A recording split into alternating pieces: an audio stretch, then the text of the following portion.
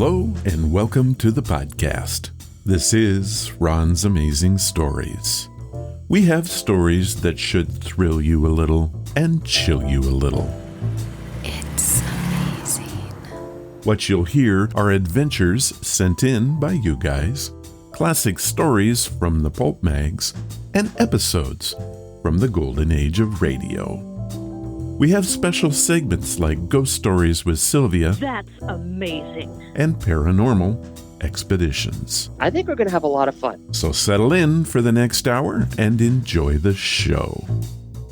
One more thing. You just might want to prepare yourself to be taken away from today.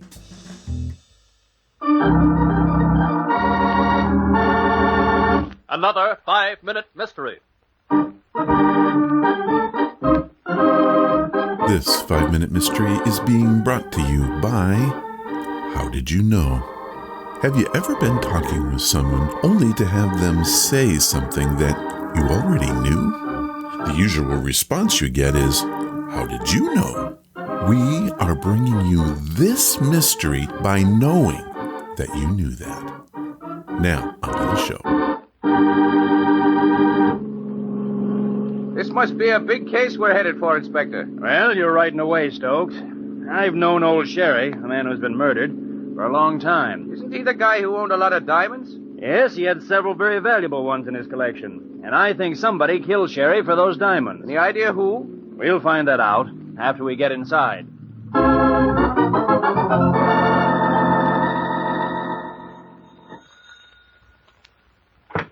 Oh, hello, Inspector Crothers. I'm glad you got here so soon. Oh, hello, Dr. Matthews. I brought Sergeant Stokes along to help. Fine. Come on in, won't you? The man who phoned me, Mr. Sayers, is in the study where they found Sherry. We'll come along after you, Doctor. Inspector Crothers, this is Mr. Sayers who found Mr. Sherry unconscious when he came in. How do you do, Mr. Sayers? Holy Moses, look at this place. Looks as though a cyclone had struck it. Now, tell us what happened, won't you, Mr. Sayers? I'd like to get the story straight. Well, in a very confidential capacity, I represent a large diamond buying syndicate. Mr. Sherry was known to have a very extensive collection of gems, one specimen in particular that our firm wanted to buy. And you were sent to see if he would sell it? That's right. I made an appointment with Mr. Sherry for this evening. He said to come here and that he might be back here in the study and not hear the bell. If no one answered, I was to come right in. He would leave the door unlocked for me. Isn't that a rather strange thing for a man to do who has a valuable collection of diamonds in his house? Well, I thought so at the time, but I thought also that Mr. Sherry was perhaps, well, eccentric. You see, I'd never met him, nor, as a matter of fact, heard of him until yesterday. I come from another part of the country, you see. And he was alone? Completely. You can imagine how shocked I was at finding Mr. Sherry lying on the floor by the desk, unconscious, and the room all upset. When Mr. Sayers phoned me, I imagined that Sherry was suffering from one of his chronic attacks. However, I find that the man has been hit at the base of the skull by a powerful blow, breaking his neck and killing him instantly. You say you were familiar with Mr. Sherry's chronic attacks, Doctor? Yes, I've been Mr. Sherry's personal physician for many years. That was why I phoned Dr. Matthews, Inspector. I knew that he would be able to offer the best help. Mr. Sayers, your theory is a very nicely calculated one. In fact, I would have acted on it if it hadn't been for one thing. As it is, though, I'm holding you for the murder of Mr. Sherry and for the attempted theft of his diamond collection. What mistake did Sayers make that caused the inspector to hold him on a definite charge of murder? In just a moment, we'll tell you, but first...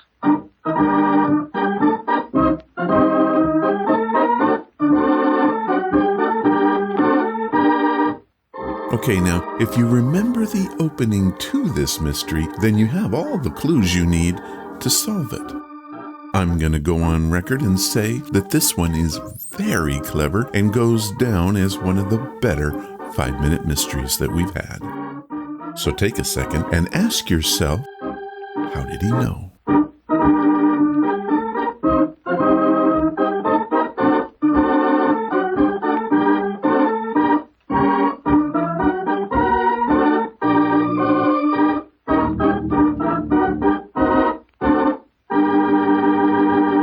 And now, back to our 5-minute mystery. Hold me for murder? Why, Inspector, I told you... I know, Mr. Sayers. You told me a little too much.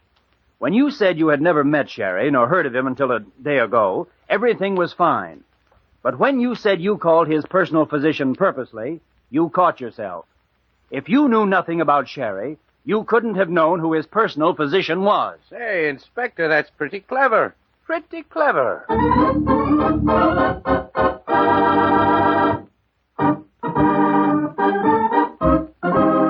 Not bad.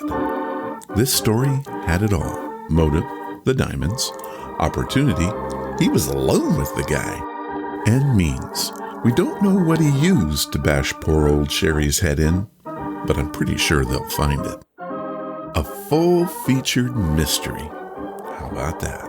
And it was brought to you by How Did He Know?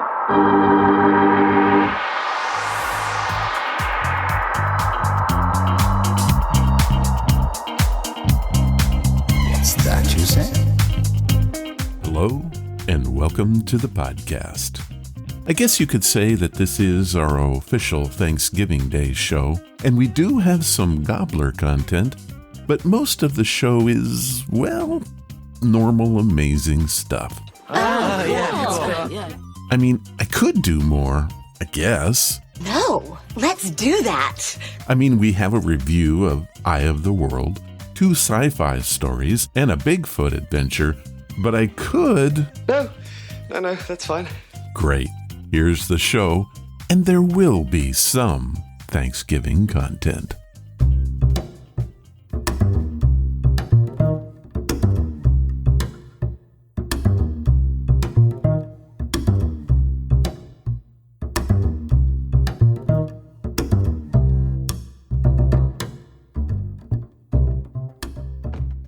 Today's podcast is brought to you by Audible.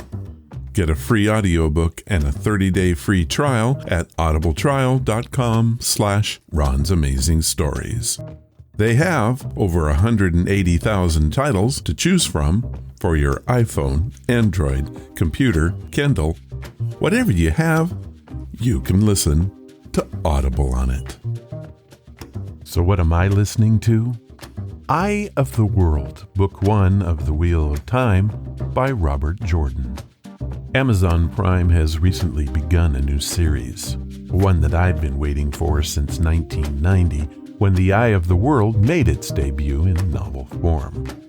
I loved it then, loved the new show, and have been reading the series of books as they were published. The Wheel of Time stories are high fantasy adventures written by author Robert Jordan, with Brandon Sanderson as co-author for the final 3 novels. Originally planned as a 6-book series, The Wheel of Time spans 14 novels in addition to a prequel and 2 companion books. Jordan began writing The Eye of the World in 1984, and it was published in January of 1990.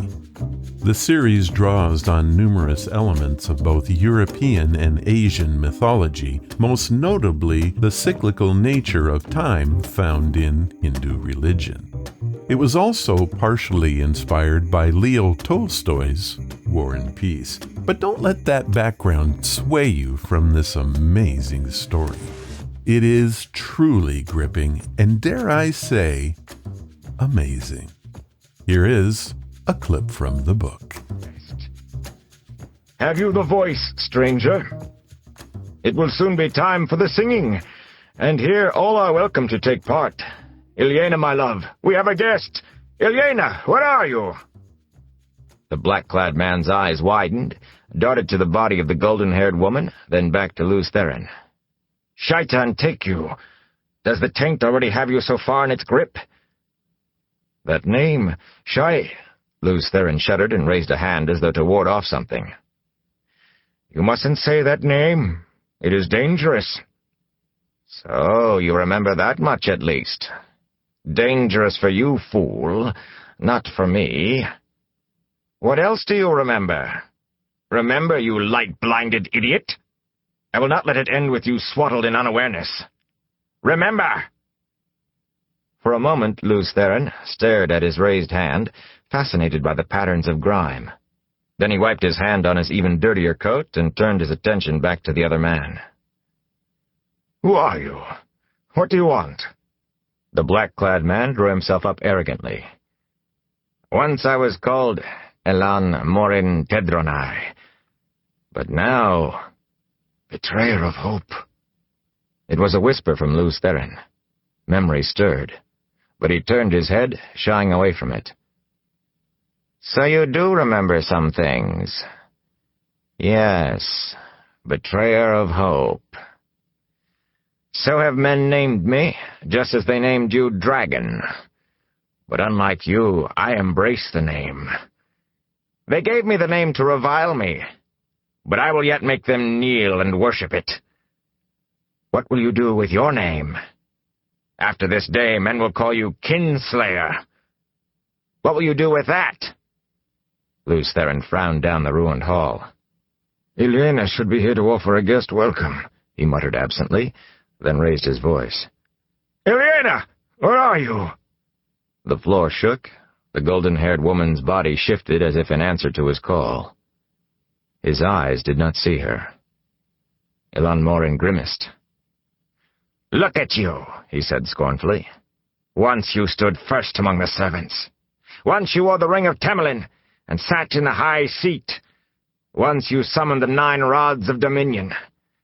Now look at you, a pitiful, shattered wretch. But it is not enough. You humbled me in the hall of servants. You defeated me at the gates of Parandizen. But I am the greater now. I will not let you die without knowing that. When you die, your last thought will be the full knowledge of your defeat, of how complete and utter it is. If I let you die at all. I cannot imagine what is keeping Ilyena. She will give me the rough side of her tongue if she thinks I have been hiding a guest from her. I hope you enjoy conversation, for she surely does. Be forewarned. Ilyena will ask you so many questions you may end up telling her everything you know. Tossing back his black cloak, Elan Morin flexed his hands. A pity for you, he mused, that one of your sisters is not here. I was never very skilled at healing, and I follow a different power now. But even one of them could only give you a few lucid moments, if you did not destroy her first. What I can do will serve as well, for my purposes. His sudden smile was cruel. But I fear Shaitan's healing is different from the sort you know. Be healed, Lews Therin! He extended his hands, and the light dimmed as if a shadow had been laid across the sun. Pain blazed in Lews Therin, and he screamed a scream that came from his depths, a scream he could not stop. Fire seared his marrow, acid rushed along his veins. He toppled backwards, crashing to the marble floor. His head struck the stone and rebounded. His heart pounded, trying to beat its way out of his chest, and every pulse gushed new flame through him. Helplessly he convulsed, thrashing, his skull a sphere of purest agony on the point of bursting. His hoarse screams reverberated through the palace. Slowly, ever so slowly, the pain receded. The outflowing seemed to take 1,000 years and left him twitching weakly, sucking breath through a raw throat.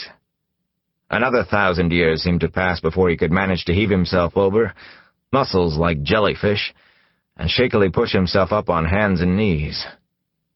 His eyes fell on the golden-haired woman, and the scream that was ripped out of him dwarfed every sound he had made before. Tottering, almost falling, he scrabbled brokenly across the floor to her. It took every bit of his strength to pull her up into his arms. His hands shook as he smoothed her hair back from her staring face. Ilyena! Light, help me! Ilyena! Since its debut in 1990, The Wheel of Time has captivated millions of readers and listeners around the world with its scope, originality, and compelling characters. The Eye of the World takes place in the Third Age, and time itself hangs in the balance. When the Two Rivers is attacked by Trollocs, a savage tribe of half-men, half-beast, 5 villagers flee into a world that they barely imagined, with new dangers waiting in the shadows and, unfortunately, in the light. Now, if that appeals to you, head to audibletrial.com/Ron's Amazing Stories and you can have The Eye of the World for free. Here's what Audible has set up for us. They are offering a free audiobook in 30 days to give you the opportunity to check out their service. This also gains you access to the included catalog, which is updated constantly with new titles. So to download your free audiobook today, go to audibletrial.com/Ron's Amazing Stories. Thank you, Audible. And now it's time for your stories. These are your stories, sent by you, for you.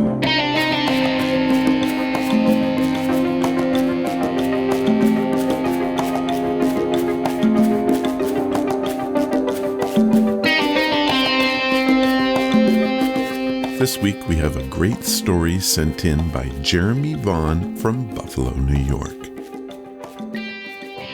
I received this story in 2 parts.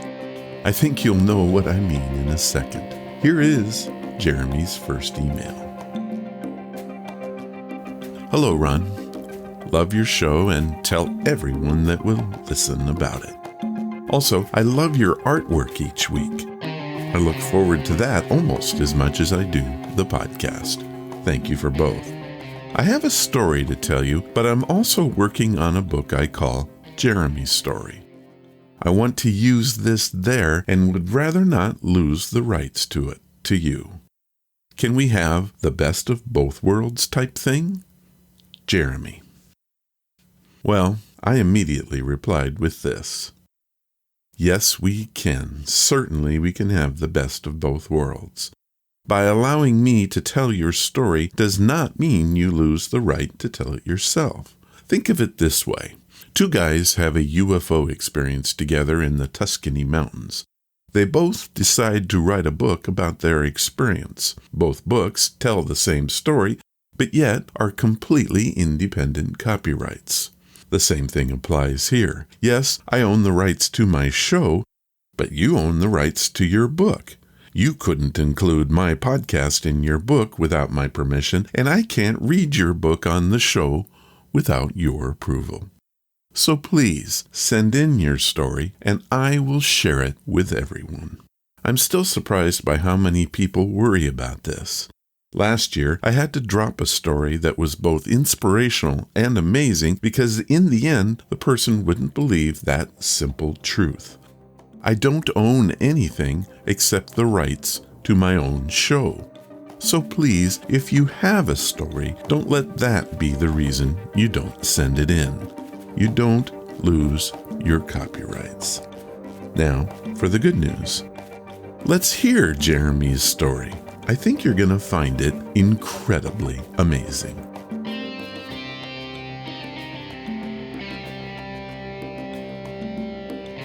It was the summer of 2005, and I was on a backpacking trip in your neck of the woods, the Pinchot National Forest.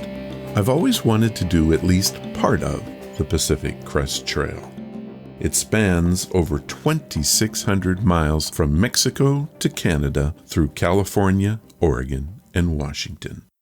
It reveals the beauty of the desert, unfolds the glaciated expanses of the Sierra Nevada, travels deep into the forests, and provides commanding vistas of the volcanic peaks in the Cascade Range. Now, I didn't write that. That was directly from their homepage. We found a nice hotel in the city of Stevenson, Washington, and spent our first couple of days there packing and making final preparations for the trip. I would be going with my older brother James and my younger sister Jenny. Yes, all our names begin with J. My dad is Jerry, and my mom is also a Jenny. Anyway, we hired a local to come pick us up at the Mount St. Helens Monument some 5 days hence. That would mean we would be hiking about 30 miles, give or take. Excited, we hired a cab to take us out the next morning to the beginning of the Pinchot Forest and the Pacific Crest Trail. Hiking is a wondrous thing. You can never know what is going to be around the next bend. All sense of time, life issues, and problems fade away with each step. We saw many wondrous things, all documented via camera or journal entries. The fact was, we were no longer an executive, art dealer, and financial consultant. We were just 3 siblings out in the world just as God meant us to be. We had moments of fun, heart-pounding vistas, and even a black bear encounter. But nothing prepared us for that third night out. We had just finished making camp, and Jenny was working on the evening meal when the first scream came out of the darkness. I can't describe the sound exactly, but think of a male screaming at the top of their lungs, then lower that by several octaves. It bellowed through the forest like an explosive thunderstrike, and then faded away. It was replaced by an eerie silence that lasted for several seconds. Then, a second scream, this one higher than the first, and it echoed from a different location. It was followed by sounds that can only be equated as the beating of a drum. Perhaps a hollowed-out log or dead trees, who can say, but there was some sort of rhythm to it. This too stopped and then was responded to with a third scream from even further away. Then everything went quiet. And when I say quiet, I don't mean forest sounds quiet. It was dead silence. Not a single sound came from around us. It was as if the entire world had stopped in that very moment. We all agreed not to bring any sort of electronics with us, so we had no real way of knowing how long it lasted, but eventually the normal night sounds returned and things were set to right.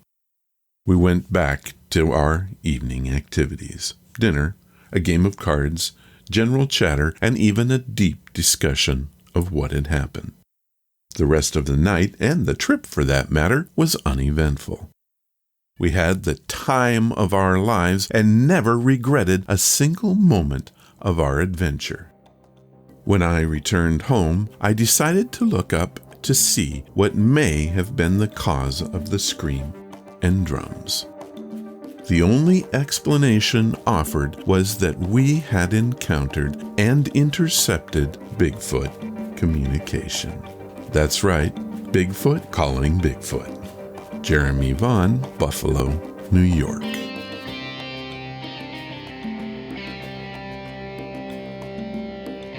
Wow, thank you, Jeremy, for your story.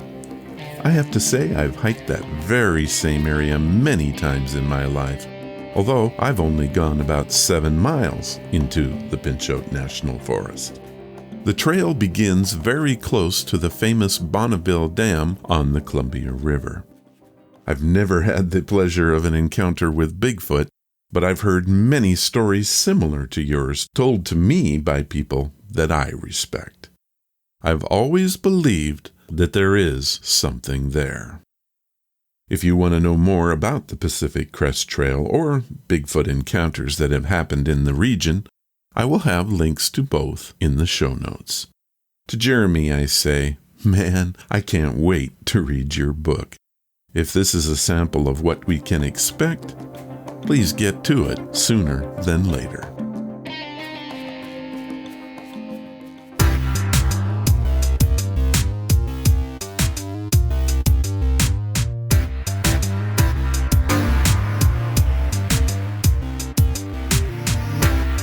We have a story today that is, well, different from anything that we've ever had before. It is a period piece, but of science fiction stuff. It could be considered controversial, but it's too darn good to not play it. I received this email from Corey Snow of Chula Vista, California. Hello, Ron. I have a story for the show that if you just listened to its beginning, you would reject it out of hand. Also, there are parts of it that might offend some people. Please look past all of that and listen to the entire project. It is an amazing story and it should be heard. It was written by Randall Garrett. I know that you like his stuff because you recently played his entire novel, Anything You Can Do. So, give it a chance. I have attached a recorded version for you. Corey. Well, I did give it a listen, and Corey's right. This is an impressive tale. Before I play it, I want to say two things. First, give this one a chance. The beginning is dry, but with reason. You see, it'll all make sense once you've heard the whole thing. Second, I do not support the habit of smoking, nor do I wish to glamorize its use. The story is called After a Few Words and was published in Analog Magazine in the October of 1962 edition. It is read for us by Corey M. Snow. Take it away, Corey.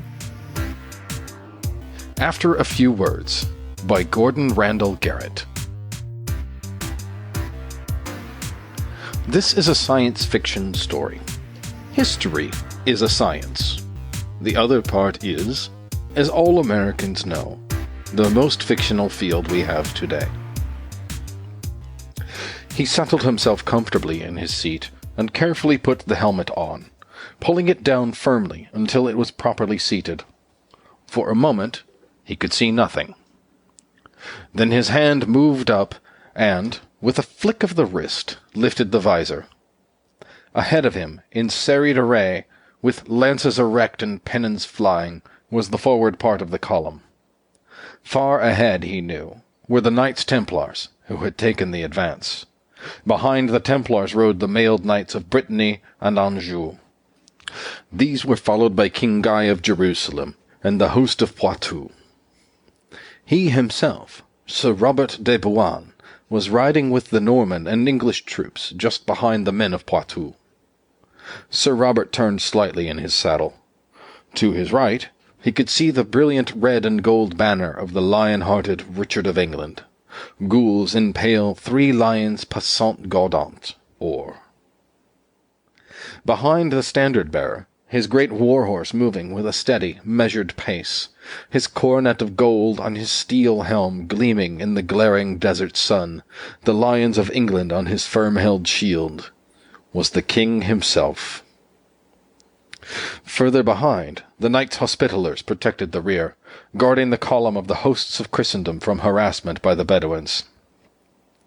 "By Our Lady," came a voice from his left, 3 days out from Acre, and the accursed Saracens still elude us. Sir Robert de Bouain twisted again in his saddle to look at the knight riding alongside him. Sir Gaeton de l'Arc-Tombé sat tall and straight in his saddle, his visor up, his blue eyes narrowed against the glare of the sun. Sir Robert's lips formed a smile. "They are not far off, Sir Gaeton. They have been following us. As we march parallel to the sea-coast, so they have been marching with us in those hills to the east." "Like the jackals they are," said Sir Gaeton. "They assail us from the rear, and they set up traps in our path ahead. Our spies tell us that the Turks lie ahead of us in countless numbers, and yet they fear to face us in open battle." "Is it fear, or are they merely gathering their forces?" "Both," said Sir Gaeton flatly. "They fear us, else they would not dally to amass so fearsome a force. If, as our informers tell us, there are uncounted Turks to the fore, and if, as we are aware, our rear is being dogged by the Bedouin and the black horsemen of Egypt, it would seem that Saladin has at hand more than enough to overcome us, were they all truly Christian knights. Give them time. We must wait for their attack, Sir Knight. It were foolhardy to attempt to seek them in their own hills, and yet they must stop us. They will attack before we reach Jerusalem, fear not." "We of Gascony fear no heathen Mussulman," Sir Gaeton growled. "It's this hellish heat that is driving me mad." He pointed toward the eastern hills. "The sun is yet low, and already the heat is unbearable. Sir Robert heard his own laugh echo hollowly within his helmet. "Perhaps 'twere better to be mad when the assault comes. Madmen fight better than men of cooler blood." He knew that the others were baking inside their heavy armor, although he himself was not too uncomfortable. Sir Gaeton looked at him with a smile that held both irony and respect. "In truth, Sir Knight, it is apparent that you fear neither men nor heat, nor is your own blood too cool.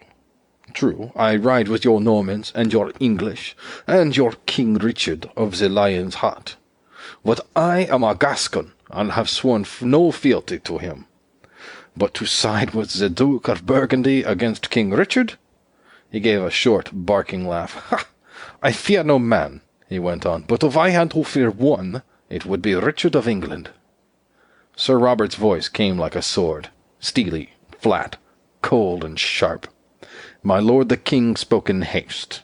He has reason to be bitter against Philip of France, as do we all. Philip has deserted the field. He has returned to France in haste, leaving the rest of us to fight the Saracen for the Holy Land, leaving only the contingent of his vassal, the Duke of Burgundy, to remain with us. And Richard of England has never been on the best of terms with Philip Augustus," said Sir Gaeton. "No, and with good cause. But he allowed his anger against Philip to colour his judgment when he spoke harshly against the Duke of Burgundy. The Duke is no coward, and Richard Plantagenet well knows it. As I said, he spoke in haste." "And you intervened," said Sir Gaeton. "It was my duty." Sir Robert's voice was stubborn. "Could we have permitted a quarrel to develop between the two finest knights and war leaders in Christendom at this crucial point? The desertion of Philip of France has cost us dearly. Could we permit the desertion of Burgundy too?" "You did what must be done in honour," the Gascon conceded, "but you have not gained the love of Richard by doing so." Sir Robert felt his jaw set firmly. "My king knows I am loyal." Sir Gaeton said nothing more, but there was a look in his eyes that showed that he felt that Richard of England might even doubt the loyalty of Sir Robert de Bouain. Sir Robert rode on in silence, feeling the movement of the horse beneath him. There was a sudden sound to the rear. Like the wash of the tide from the sea came the sound of Saracen war cries, and the clash of steel on steel mingled with the sounds of horses in agony and anger. Sir Robert turned his horse to look. The Negro troops of Saladin's Egyptian contingent were thundering down upon the rear. They clashed with the Hospitallers, slamming in like a rain of heavy stones, too close in for the use of bows. There was only the sword against armor, like the sound of 1,000 hammers against 1,000 anvils. "Stand fast! Stand fast! Hold them off!" It was the voice of King Richard, sounding like a clarion over the din of battle. Sir Robert felt his horse move, as though it were urging him on toward the battle, but his hand held to the reins, keeping the great charger in check. The king had said, "Stand fast," and this was no time to disobey the orders of Richard. The Saracen troops were coming in from the rear, and the Hospitallers were taking the brunt of the charge. They fought like madmen, but they were slowly being forced back. The master of the Hospitallers rode to the rear, to the king's standard, which hardly moved in the still desert air now that the column had stopped moving. The voice of the Duke of Burgundy came to Sir Robert's ears. "Stand fast! The king bids you all to stand fast," said the Duke, his voice fading as he rode up on the column toward the Knights of Poitou and the Knights Templars. The master of the Hospitallers was speaking in a low, urgent voice to the king. "My lord, we are pressed on by the enemy and in danger of eternal infamy. We are losing our horses, one after the other." "Good master," said Richard, "it is you who must sustain their attack. No one can be everywhere at once." The master of the Hospitallers nodded curtly and charged back into the fray. The king turned to Sir Baldwin de Carrero, who sat a horse nearby and pointed toward the eastern hills. "They will come from there, hitting us in the flank. We cannot afford to amass a rearward charge. To do so would be to fall directly into the hands of the Saracen." A voice very close to Sir Robert said, "Richard is right. If we go to the aid of the Hospitallers, we will expose the column to a flank attack." It was Sir Gaeton. "My lord the king," Sir Robert heard his voice say, "is right in all but one thing. If we allow the Egyptians to take us from the rear, there will be no need for Saladin and his Turks to come down on our flank. and the Hospitallers cannot hold for long at this rate. A charge at full gallop would break the Egyptian line and give the Hospitallers breathing time. Are you with me? Against the orders of the king? The king cannot see everything. There are times when a man must use his own judgment. You said you were afraid of no man. Are you with me? After a moment's hesitation, Sir Gaeton couched his lance. I am with you, Sir Knight. Live or die, I follow. Strike and strike hard. Forward, then! Sir Robert heard himself shouting. Forward for St. George and for England! St. George and England! The Gascon echoed. The two great war horses began to move ponderously toward the battle lines, gaining momentum as they went. Moving in unison, the two knights, their horses now at a fast trot, lowered their lances, picking their Saracen targets with care. Larger and larger loomed the Egyptian cavalrymen as the horses changed pace to a thundering gallop. The Egyptians tried to dodge as they saw, too late, the approach of the Christian knights. Sir Robert felt the shock against himself and his horse as the steel tip of the long ash lance struck the Saracen horseman in the chest. Out of the corner of his eye, he saw that Sir Gaeton, too, had scored. The Saracen, impaled on Sir Robert's lance, shot from the saddle as he died. His lighter armor had hardly impeded the incoming spear point, and now his body dragged it down as he dropped toward the desert sand. Another Moslem cavalryman was charging in now, swinging his curved saber, taking advantage of Sir Robert's sagging lance. There was nothing else to do but drop the lance and draw his heavy broadsword. His hand grasped it, and it came singing from its scabbard. The Egyptian's curved sword clanged against Sir Robert's helm, setting his head ringing. In return the knight's broadsword came about in a sweeping arc, and the Egyptian's horse rode on with the rider's headless body. Behind him Sir Robert heard further cries of St. George and England. The Hospitallers, taking heart at the charge, were going in. Behind them came the Count of Champagne, the Earl of Leicester, and the Bishop of Beauvais, who carried a great war-hammer in order that he might not break church law by shedding blood. Sir Robert's own sword rose and fell, cutting and hacking at the enemy. He himself felt a dreamlike detachment, as though he were watching the battle rather than participating in it. But he could see that the Moslems were falling back before the Christian onslaught. And then quite suddenly there seemed to be no foeman to swing at. Breathing heavily, Sir Robert sheathed his broadsword. Beside him Sir Gaeton did the same, saying, It will be a few minutes before they can regroup, Sir Knight. We may have routed them completely.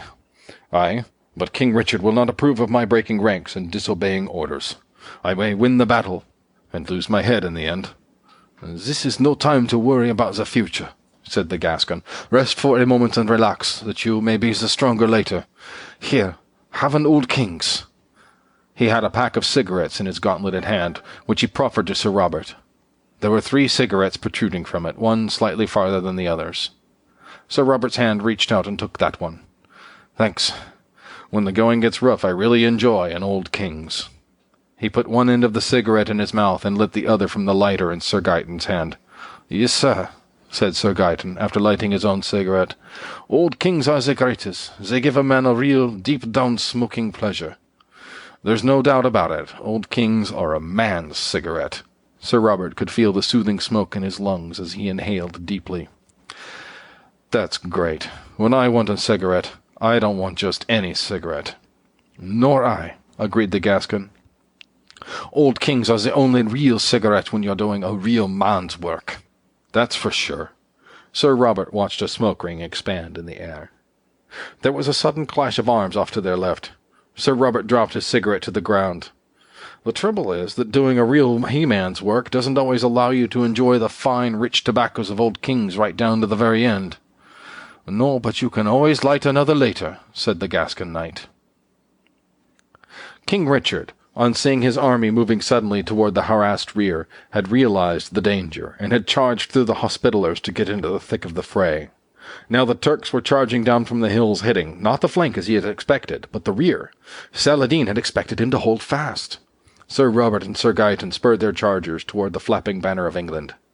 The fierce warrior King of England, his mighty sword in hand, was cutting down Turks as though they were grain stalks, but still the Saracen horde pressed on. More and more of the terrible Turks came boiling down out of the hills, their glittering scimitars swinging. Sir Robert lost all track of time. There was nothing to do but keep his own great broadsword moving, swinging like some gigantic metronome as he hacked down the Moslem foes. And then suddenly he found himself surrounded by the Saracens. He was isolated and alone, cut off from the rest of the Christian forces. He glanced quickly around as he slashed another Saracen from pate to breastbone.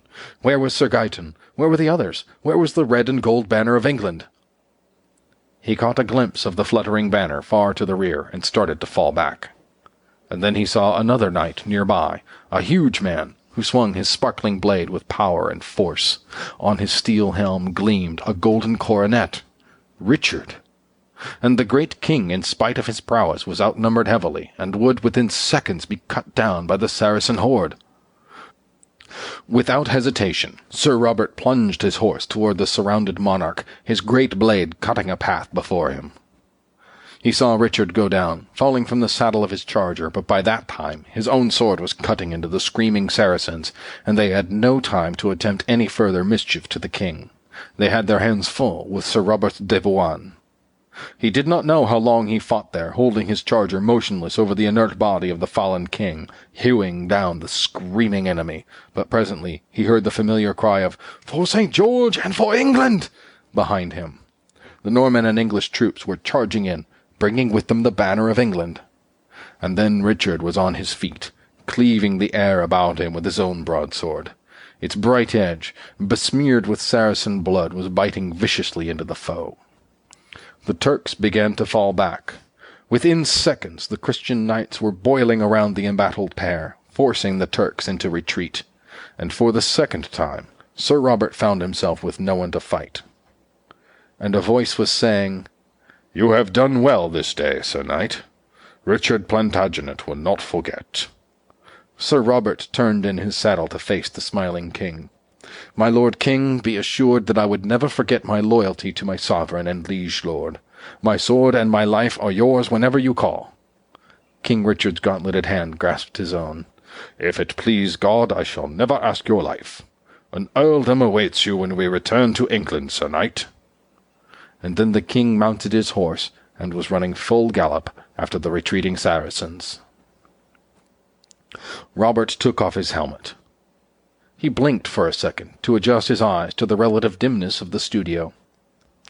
After the brightness of the desert that the Televicarian helmet had projected into his eyes, the studio seemed strangely cave-like. "How'd you like it, Bob?" asked one of the two producers of the show. Robert Bowen nodded briskly and patted the Televic helmet. "It was okay," he said. "Good show. A little talky at the beginning, and it needs a better fade-out, but the action scenes were fine. The sponsor ought to like it. For a while, at least." "What you mean, for a while?" Robert Bowen sighed. "If this thing goes on the air the way it is, he'll lose sales." "Why? Commercial not good enough?" "Too good. Man, I've smoked Old Kings, and believe me, the real thing never tasted as good as that cigarette did in the commercial." Were you as shocked by the ending as I was? We're talking 1962 here, and Garrett hit dead on where I think advertising is going these days. I doubt anyone has missed that recent TV commercials use more CGI than ever, and they try to tell you a story that centers on you buying this game or that proper brand of beer. I don't support the use of Old King's cigarettes, but I think you can see why Randall Garrett picked that for his story. What an amazing tale, and I want to thank you, Corey, for bringing it to my attention and bringing it to all of us.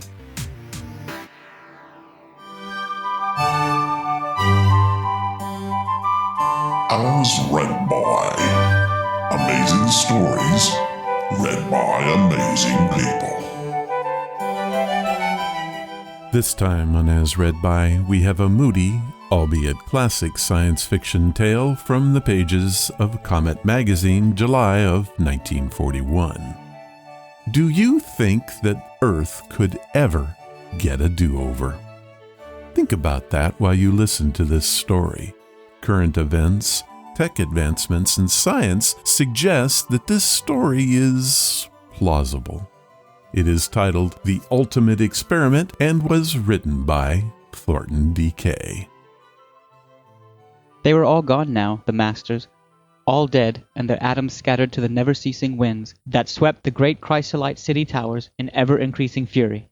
That had been the last wish of each as he had passed away, dying from sheer old age. True, they had fought on as long as they could to save their kind from utter extinction, but the comet that had trailed its poisoning wake across space to leave behind it upon Earth a noxious lethal gas vapor had done its work too well. No living soul breathed upon the Earth. No one lived here now but Chiron and his kind. And so, thought Chiron to himself, he might as well be a great unthinking robot, able to do only one thing, instead of the mental giant he was. So obsessed had he become with the task he had set himself to do. Yet in spite of a great loneliness and a strong fear of a final frustration, he worked on with the others of his people, hardly stopping for anything except the very necessities needed to keep his big body working in perfect coordination. Tirelessly he worked, for the masters had bred, if that is the word to use, fatigue and the need for restoration out of his race long decades ago. Sometimes, though, he would stop his work when the great red dying sun began to fade into the west, and his round eyes would grow wistful as he looked out over the great city that stretched in towering minarets and lofty spires of purest crystal blue for miles on every side. A fairy city of rarest hue and beauty. A city for the gods, and the gods were dead. Chiron felt, at such times, the great loneliness that the last master must have known. They had been kind, the masters, and Chiron knew that his people, as they went about their eternal tasks of keeping the great city in perfect shape for the masters who no longer needed it, must miss them as he did. Never to hear their voices ringing, never to see them again gathered in groups to witness some game or to play amid the silver fountains and flowery gardens of the wondrous city, made him infinitely saddened. It would always be like this. Unless... But thinking, dreaming, reminiscing would not bring it all back, for there was only one answer to still the longing. Work. The others worked and did not dream, but instead kept busy tending to the 1,001 tasks the master had set them to do, had left them doing when the last master perished. He too must remember the trust they had placed in his hands and fulfill it as best he could. From the time the great red eye of the sun opened itself in the east, until it disappeared in the blue haze beyond the chrysolite city, Chiron labored with his fellows. Then, at the appointed hour, the musical signals would peal forth their sweet, sad chimes, whispering good night to ears that would hear them no more, and all operations would halt for the night, just as it had done when the masters were here to supervise it. Then when morning came, he would start once more trying, testing, experimenting with his chemicals and plastic, forever following labyrinth of knowledge, seeking for the great triumph that would make the work of the others of some real use. His hands molded the materials carefully, lovingly to a pattern that was set in his mind as a thing to cherish. Day by day his experiments in their liquid baths took form under his careful modeling. He mixed his chemicals with the same loving touch, the same careful concentration and painstaking thoroughness, studying often his notes and analysis charts. Everything must be just so, lest his experiment not turn out perfectly. He never became exasperated at a failure or a defect that proved to be the only reward for his faithful endeavors, but worked patiently on toward a goal that he knew would ultimately be his. Then one day, as the great red sun glowed like an immense red eye overhead, Chiron stepped back to admire his handiwork.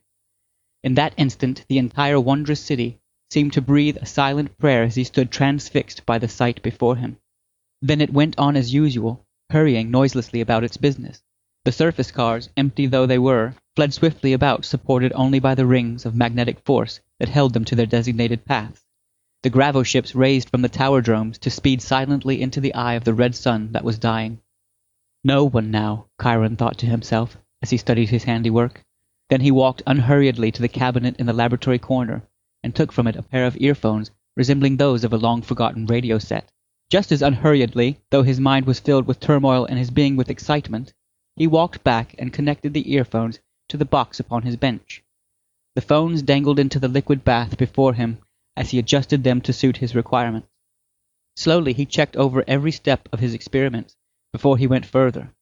Then, as he proved them for the last time, his hand went slowly to the small knife switch upon the box at his elbow. Next he threw into connection the larger switch upon his laboratory wall, bringing into his laboratory the broadcast power of the chrysolite city. The laboratory generators hummed softly, drowning out the quiet hum of the city outside. As they built up, sending tiny living electrical impulses over the wires like minute currents that come from the brain, Chiron sat breathless, his eyes intent. Closer to his work he bent, watching lovingly, fearful lest all might not be quite right. Then his eyes took on a brighter light as he began to see the reaction. He knew the messages that he had sent out were being received and coordinated into a unit that would stir and grow into intellect. Suddenly the machine flashed its little warning red light and automatically snapped off.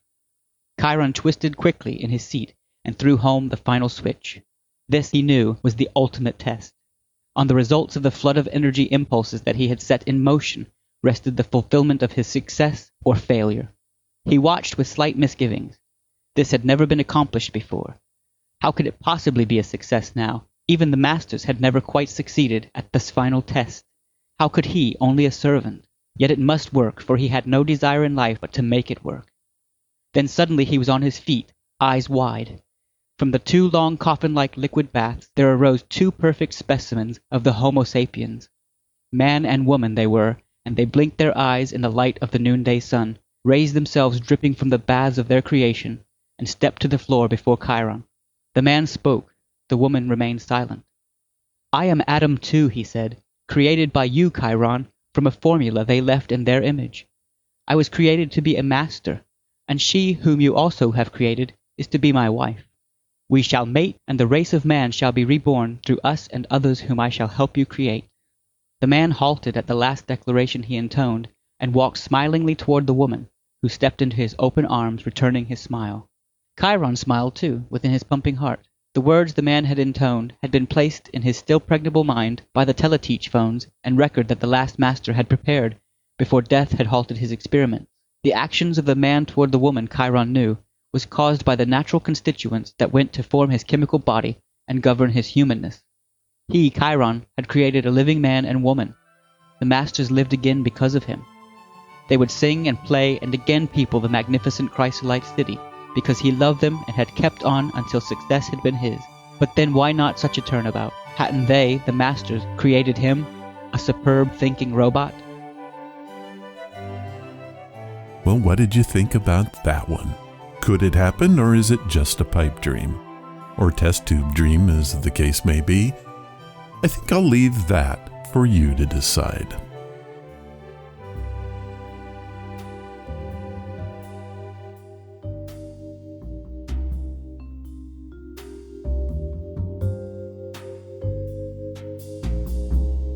Not so important times in history.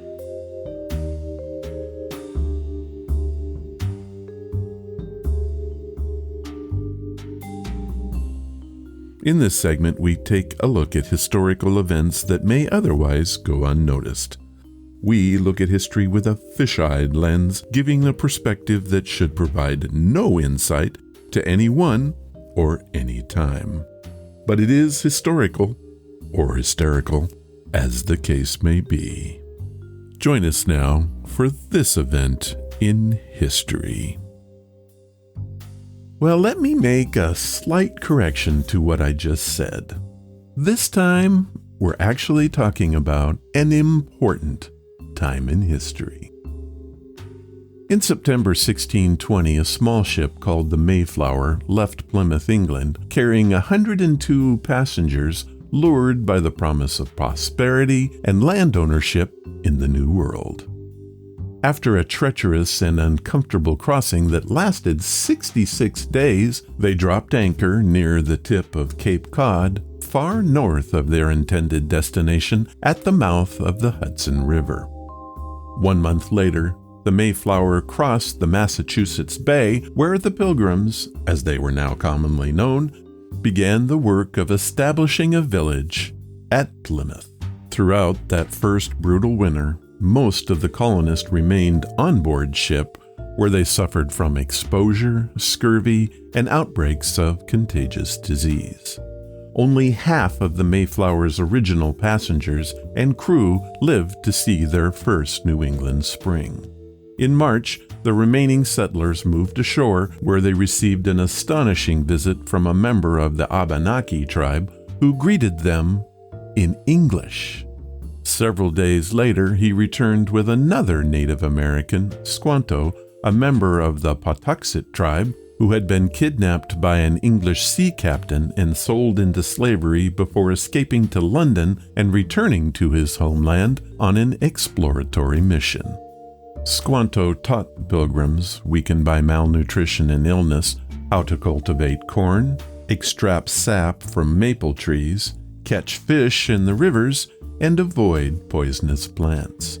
He also helped the settlers form an alliance with the Wampanoag, a local tribe, which would endure for more than 50 years and tragically remains one of the sole examples of harmony between European colonists and Native Americans. In November 1621, after the Pilgrims' first corn harvest proved successful, Governor William Bradford organized a celebratory feast and invited a group of Native American allies. Now remembered as America's first Thanksgiving, although it's doubtful the Pilgrims themselves actually used that term, the festival lasted for 3 days. While no record exists of the first Thanksgiving's exact menu, much of what we know about what happened comes from Pilgrim chronicler Edward Winslow, who wrote, forgive me if I mess this up, English was very different in the 1600s, the following. Our harvest being got in, our governor sent forth on men of fowling, so that we might after a special manner rejoice together, after we had gathered the fruits of our labors. They 4 in one day killed as much fowl, as with little help beside, served the company almost a week. At which time, amongst other recreations, we exercised our arms, many of the Indians coming amongst us, and amongst the rest their greatest king, Massasoit, with some 90 men, whom for 3 days we entertained and feasted, and they went out and killed 5 deer, which they brought to the plantation and bestowed on our governor and upon the captain and others. And although it be not always so plentiful as it was this time with us, yet by the goodness of God we are so far from want, that we often wish you partakers of our plenty. So there you have it, the Ron's Amazing Stories tribute to the folks at Plymouth Rock. Here is my hope that your Thanksgiving be full of joy and peace. I hope you enjoyed this edition of the Not So Important Times in History. It was brought to you by Gladys Goodies, great treats for your dog to eat. We toast them crisp, we toast them light, you can tell by the taste we toast them. They're a tasty treat, so good to eat, delicious and light from toasting. Oh, toasted. And you know what? We like 'em.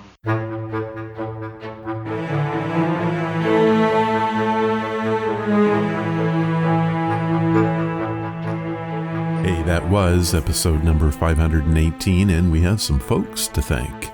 Jeremy Vaughn, Corey Snow, and Nicodemus for reading The Ultimate Experiment. You guys are amazing, and thank you.